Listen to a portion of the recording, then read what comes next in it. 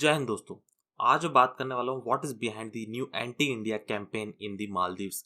अब जैसा कि आप सभी लोग को मालूम होगा कि मालदीव्स हमारी पड़ोसी मुल्क है, हमारी नेबरिंग कंट्री है। अब हाल ही में मार्च 23 को क्या हुआ था, ये तो मालदीवियन पार्लियामेंट है, जो कि आपको मालूम है मजलिस है वहाँ की मालदीवियन पार्लियामेंट। वहाँ हुआ ये कि वहाँ पर एक इमरजेंसी मोशन पास आउट हुआ, जहाँ पे जो ओपोजिशन की जो रैली थी, जो कैपिटल माले में होने वाली थी, उसे डिसअलाउ किया गया। और जो रैली है, इसे कॉल किया था फॉर्मर प्रेसिडेंट अब्दुल्ला यामीन ने, उनकी प्रोग्रेसिव पार्टी ने, और उनके अलायंस पीपल नेशनल कांग्रेस ने। अब जो ये मूव है, मोशन है, वो लाया गया था अब्दुल्ला जबीर द्वारा, a former president of Maldivian democratic party.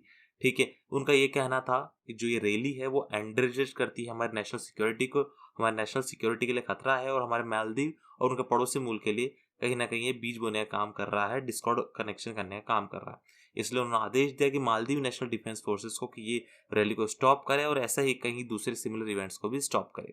अब थीम क्या थी, अगर देखिए आइए जानते हैं थीम जो थी रैली की, वो है इंडिया आउट। अब देखिए जो स्लोगन जो किया गया था coin years ago by protester, उन्होंने कहा था कि एमडी गवर्नमेंट, जो कि प्रेसिडेंट इब्राहिम सोली द्वारा फिलहाल उसके प्रेसिडेंट है, वो हमारे भारत देश के द्वारा बिक चुकी, मतलब भारत ने उस पर कब्जा कर रखा है और जो प्रेसिडेंट है वो पूरा बिक चुका है।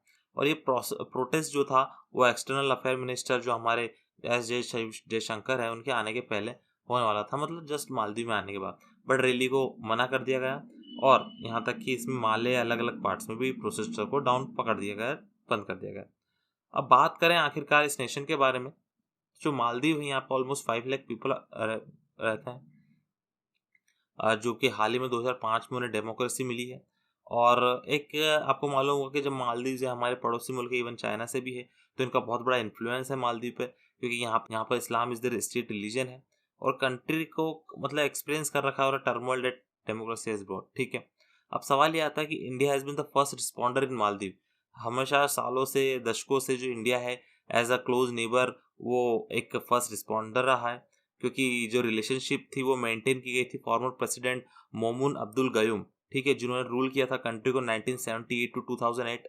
बट हुआ ये कि 1988 इंडियन स्पेशल फोर्सेस ने एक तख्ता पलट किया गयूम का, राइट, ऑनगोइंग कोप अगेंस्ट जो भी तख्ता पलट होने वाला था, उनको हटाया, जो कि गयूम के खिलाफ हो रहा था, राइट। तो इस कारण से होता ये है कि जो फॉरेन पॉलिसी है उसने बहुत बड़ा रोल प्ले किया है मालदीव में as a small country economic development के कारण।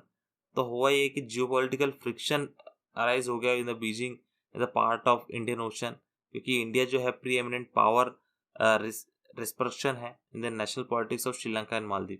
आपको मालूम होगा in Maldives the MDP and the top leaders specially Nasheed seen as pro India.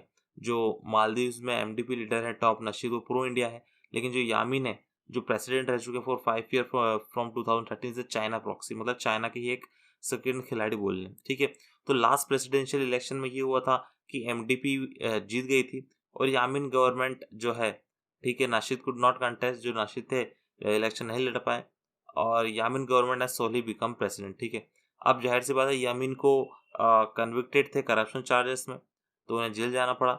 और यही बात रही कि जब ये सरकार आई तो उन्हें अच्छे से काम हुआ, लेकिन जो यामीन है लास्ट टाइम दिसंबर 2021 में वापस छूटे, और इन्होंने जो अपना एंटी इंडिया रैली है वो धड़ाधड़ शुरुआत कर दी।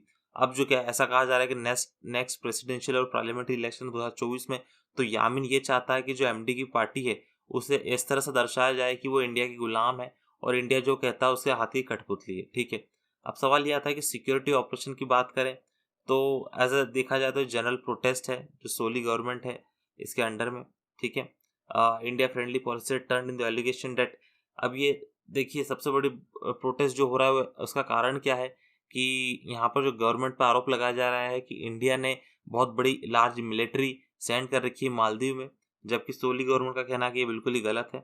उनका कहना है कि ऐसा कुछ भी नहीं है यहाँ पर, जबकि दो कंट्री कोऑपरेट कर रही है कि वहाँ पर हार्बर बनाया जाए उथरू थाई फलहू पे, ठीक है, यूटीएफ पे, atoll for the Maldivian coast guard. ठीक है, और सोली गवर्नमेंट का कहना है कि कोई भी ऐसा कोई इंडियन मिलिट्री पर्सन यहाँ पर अवेलेबल नहीं है। मालदीव्स एंड अदर, यहाँ पर सिर्फ other than the maintenance flight crew operating 3 Dornier craft use for surveillance, इनके अलावा और कुछ भी नहीं है, और just for rescue and air ambulance operation के लिए कुछ व्यक्ति हैं, अदरवाइज इसके अलावा कुछ भी नहीं। और मालदीव डिफेंस मिनिस्ट्री ने ये भी स्टेटमेंट दिया है कि UTF to be a foreign ministry base are simply untrue, मतलब यहाँ पर कोई ऐसा बेस नहीं है दूसरी देश का, राइट, उनका यह भी कहना है। अब हाल ही में पता है Maldives is a part of India driven Indian Ocean minilateral Colombo security service, और इसके जो इस पार्ट के दूसरे दूसरे जो अदर्स मेंबर है वो है श्रीलंका, मॉरिशस, बांग्लादेश और सेशल्स जो है हाल ही में जल्दी जुड़ने वाला। अब जैसा कि आप सभी लोग मालूम होगा, हाल ही में लास्ट नवंबर को इंडियन नेवी जो है मालदीव नेशनल डिफेंस फोर्स और श्रीलंकन नेवी ने 2 डे एक्सरसाइज की थी एक्सक्लूसिव इकोनॉमिक जोन में, और 3 countries in the southern Arabian sea, जो बताती है, बिल्ड करती है अंडरस्टैंडिंग एंड इंटरऑपरेबिलिटी। तो ये थी कुछ पीछे की जानकारी कि आखिरकार क्यों एंटी इंडिया कैंपेन हो रहा था मालदीव में। उम्मीद है आपको समझ में आएगा, समझ में आए तो लाइक शेयर सब्सक्राइब करें, आपके अपने चैनल आई अनपढ़ को फॉलो करें, मुझे इंस्टाग्राम पर। मिलते हैं अगले वीडियो में, धन्यवाद।